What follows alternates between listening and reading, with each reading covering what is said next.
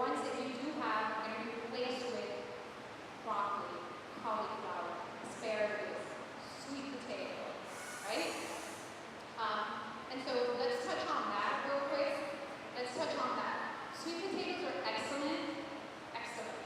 But don't think that if you want fat loss, you're going to eat a sweet potato at lunch, and a sweet potato at dinner, and a sweet potato on Tuesday, and on Wednesday, and on Thursday, and I'm not losing weight. No, because it does contain a lot of carbs.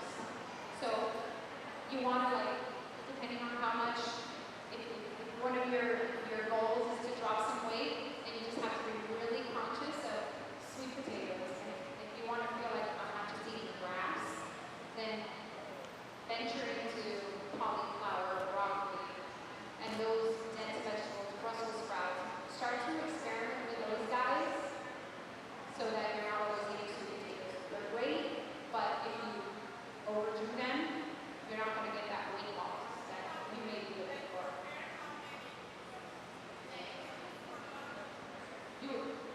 Listen, there's so many different sizes when it comes to sweet potatoes, right? Like there's some small ones, and like, I don't know what activities you do, but let's just say you come here, right? Cool. You're probably not trying to lose weight. You're trying to just feel your body, right? You're cool. Like, you can get one, cut it in half, eat it. Because I don't know about you, but I cannot eat a whole sweet potato. It's too much. Yeah. Question in the back. Question from who? Anna. Hi. You said satisfied, and I think that's my biggest problem when I eat and eat until I get satisfied, and that's usually bread or rice with it. So can I continue to eat vegetables, meat, and all until I'm satisfied? Yeah. Do I have portion control still? Okay. So, goals, everybody's goals are different, right? So depending on your goals, how much are you going to eat, right? When you eat enough fat, and that's fat. Fat is your friend, okay? Should write it right there. Fat is your friend. That's a fuel source. When you eat enough fat, you're going to be satisfied. You may not be satisfied if you're doing, like I said, turkey with a side salad and some vegetables. You're not going to be satisfied, so you're going to have to eat 2 turkey burgers, a big, huge amount to become satisfied, right? So adding a little bit of fat, avocado, coconut oil, add olive oil. If nuts don't affect you negatively, some nuts, you'll be satisfied. Okay? Another question. Does that help you? Yeah? A little bit. And really it's just trial and error. Every day, one of the great recommendations to me, one of the great recommendations is if you can either, I'm sure there's an app for it, I do it on my notebook. Try to, at least for the first week, what did I eat? How do I feel? What did I eat? How do I feel? Food mood journal, right? So you start to make a connection on how certain foods affect you. And some foods may give you better performance, some foods may make you feel better. So you got to start.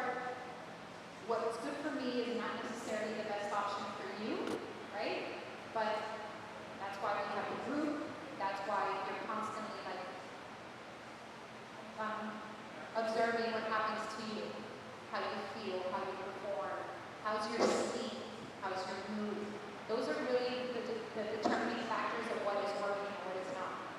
So we're only talking about sweet potatoes. I know that they were saying that other potatoes are, and then there was something online that Yeah. just other potatoes. What's the real deal?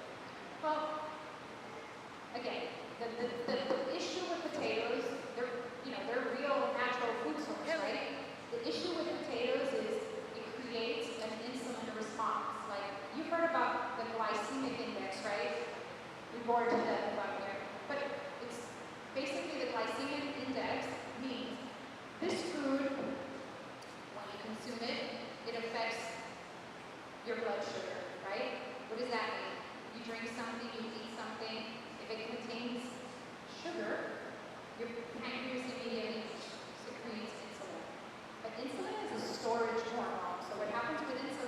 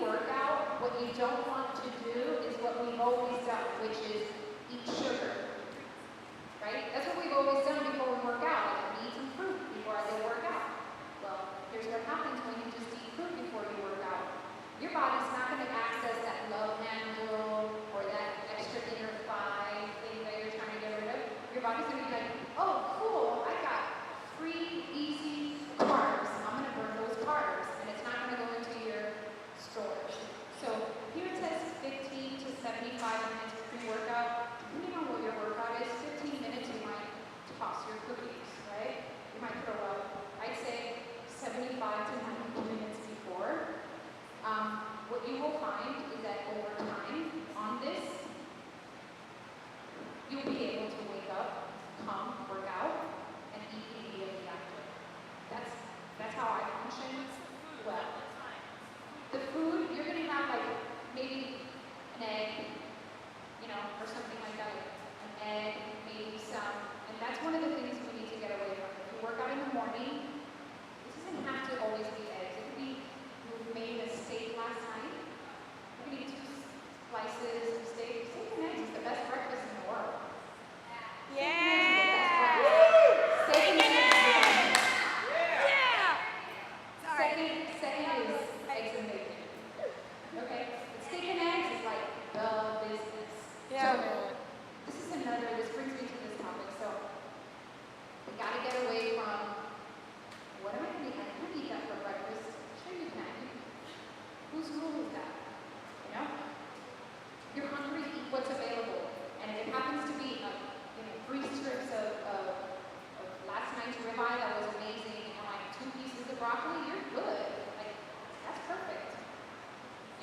Or like 2 slices of avocado, half an egg or an egg. 60 minutes, an hour and a half before working out. See as time goes on, if you can get up, maybe have your green tea, black coffee, lots of water, come work out, have the food readily available, and eat right after. Okay, so basically, you would get a full meal and cut it in half, and that can be pre and post. You can do that. That's what you were doing, right?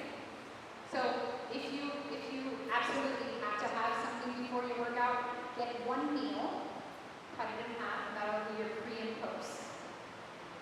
Okay? But one more thing. The best thing you can do is throw away that idea of I can't eat that for breakfast, because the truth is, what are the foods that people are eating for breakfast? Poison, right? It's cereal, bagels, bread, all grains. If you look at the standard American breakfast, it's like 75–80% grains.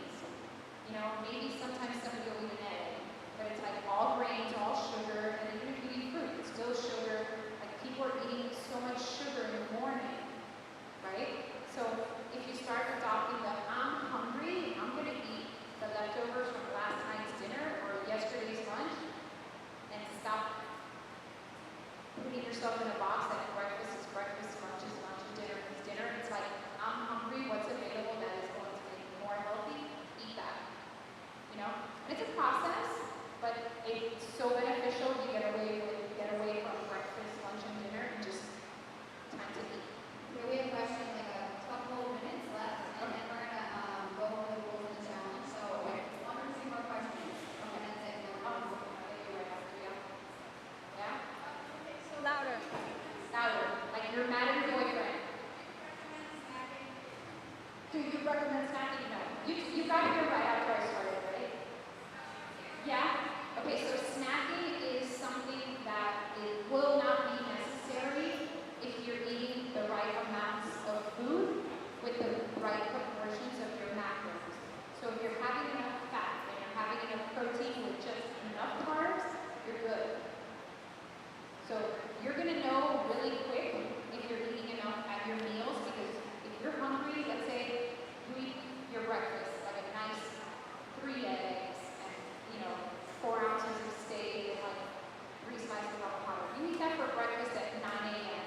and you're hungry at 12, there's still like that addiction to sugar. That'll be the first week. By the second week, you won't want to snack. You'll be able to go 9 a.m., you'll go to like 1:30, even 2 o'clock. And it'll be much steadier, because when you're hungry, that's what your body's